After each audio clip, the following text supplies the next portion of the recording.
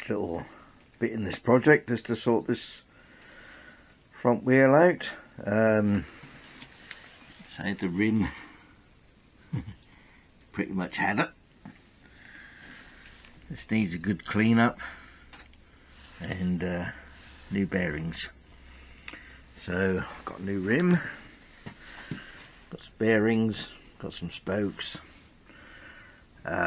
Yeah, so first thing will be to remove the hub from the rim so I can give that a clean up. Best way to do that is just with the old angle grinder with a 1mm slitting disc. Just go around and cut all the spokes off. So I'll get that set up and separate the two. Oh, and I have already taken some photos detailing the spokes, but hopefully we'll need to refer to them. Fairly basic pattern, and you can usually see when you take the old spokes out, you can usually see which direction they went, so you can tend to work out where they go back in.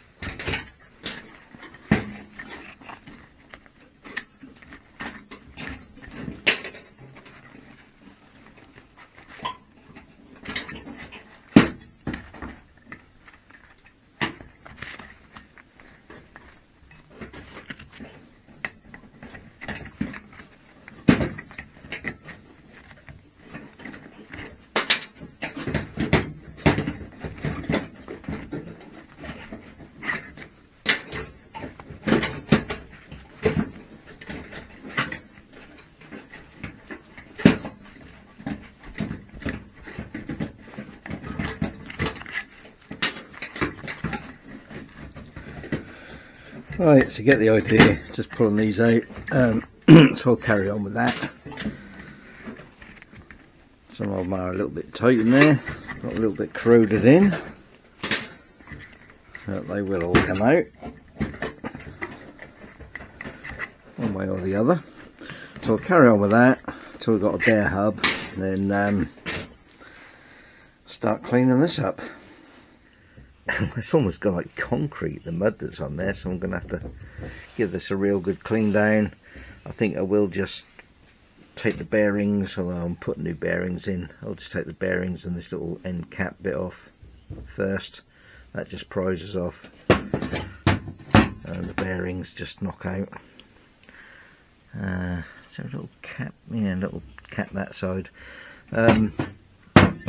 Yeah, these are open bearings in here at the moment, but the ones I've got are actually 2RS, so they're rubber shielded bearings.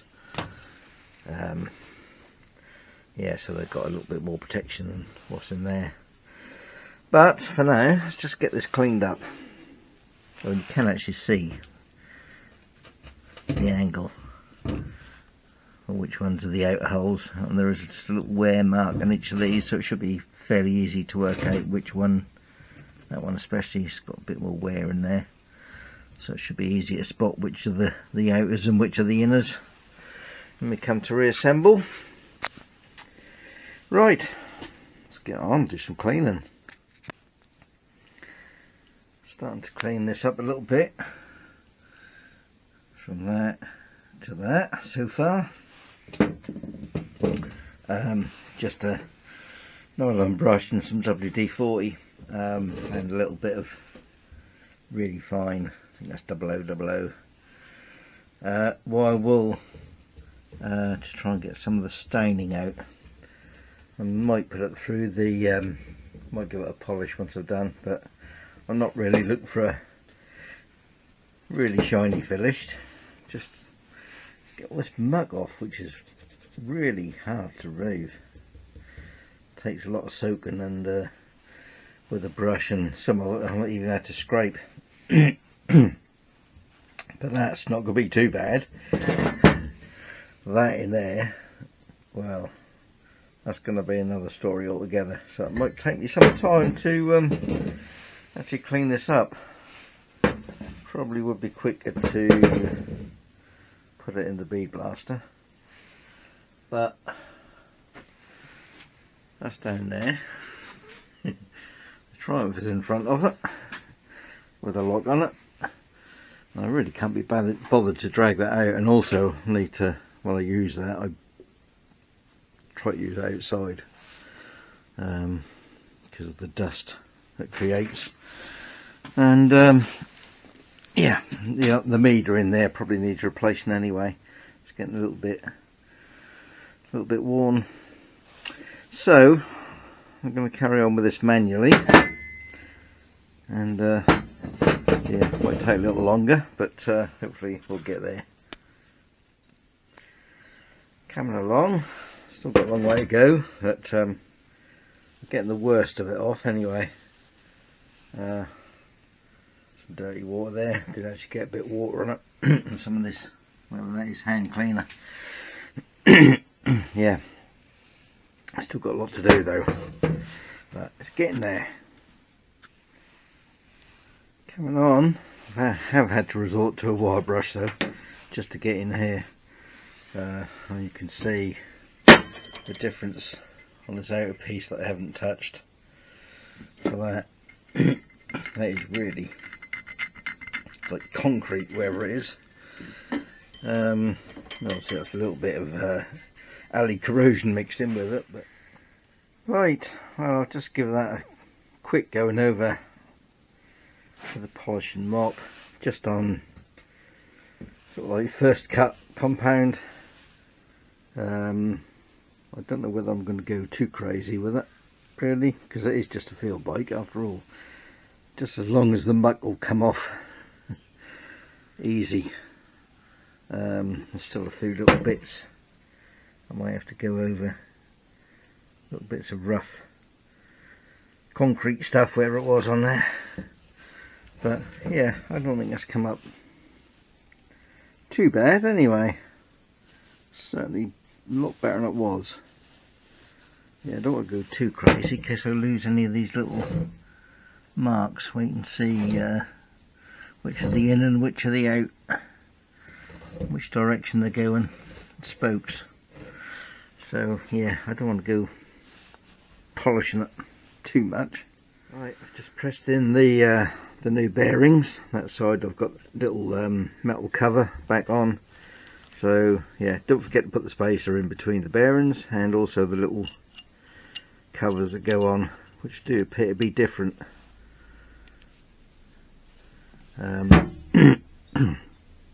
yeah, that one sort of bends out, this one bends in. So yeah, they do just press in. Yeah, they have got sealed bearings rather than what was in there, which was the open bearings. Right, so getting ready now to start getting the spokes in. I have got a printed off photo which I took before I cut the spokes out, so I've got that as a reference, and also you can see witness marks just about where the old spokes went, so we should be able to work that out okay. I'm ready to start lacing up this wheel now. A couple of little things. I did have to just clean these through with the drill. That wasn't going through at all, so I've done that, although that is supposedly the correct gauge. That's the old one that came out, and it is slightly thinner than, sorry, that's the old one that came out. That is slightly different gauge to that one, although unless it's just to build up a rust, that's not quite a 10 gauge. So yeah, I don't know. That's meant to be 9 gauge, which these are. Now, I've got these, I've got a set of spokes and nipples from central wheel components. That's one of the nipples that came with the spoke and nipple set, which is meant to be for a front wheel and the Greeves. Now this is just a generic rim, and unfortunately that don't fit. Now I could just go around and drill all these out, but obviously that's gonna you know, compromise the chrome around the nipple hole, so I've actually ordered some other nipples which will go through. So yeah, I could just send these back and exchange them, but I might just hang on to them. They're always handy to have. Yeah, and in fact, if you look at the nipple that came off there compared to the one from central wheel, you can see that is not only fatter but longer, whereas this is more like the, well, in fact exactly the same as the one that came off, so I'll be using them. Right, let's just get this stuff out of the way. Yeah, these are, yeah, obviously these are still the same thread, still 9 gauge thread size, but the actual diameter 6.32, whereas these 7.59, 7.58. Yeah, so you can see there's quite a bit of difference there. And right, so what we'll do,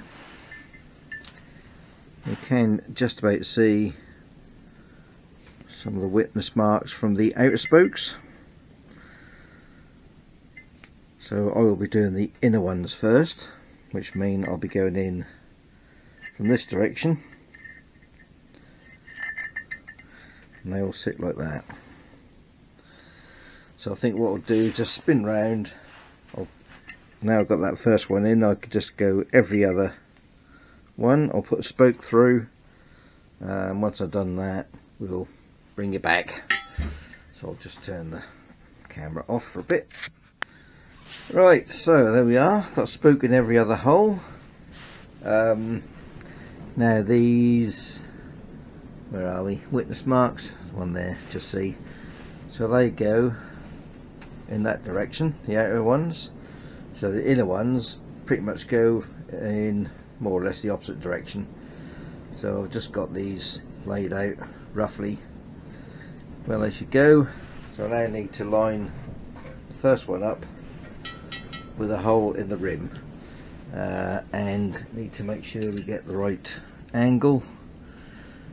So it's going to be, let's pick that one for a start. If we start there, doesn't really matter where we start. And also same with this hub, it doesn't matter which side you start really, they're both equal. It's not like you've got one side wider than the other side. What was the other thing I was going to say? Oh yeah, so yeah, the only thing you have to do really is start with the inner spokes. So I'll do all the inners this side, flip it over, then do all the inners on the other side, and then do the outers. Because you can't get the outers, sorry, you can't get the inners in if you've got the outers in. If that makes sense. Hopefully it does. Right, so I think I'll start here. So we've got a hole, this is going to be heading in that direction, the spoke. So we've got a hole which is heading in this direction and slightly upwards. Let's pop the nipple through there. Get that in there. Give that a couple of oh, before I do that, spot of oil. Where did I put the oil? Yeah, just a little bit of light oil on the threads. Just stop them galling.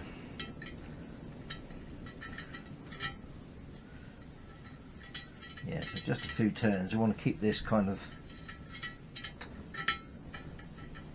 so it'll move. So we've got a bit of flex in it. Right, so we'll carry on. I'll do all these nipples, get them all on, and then we'll go to the next stage.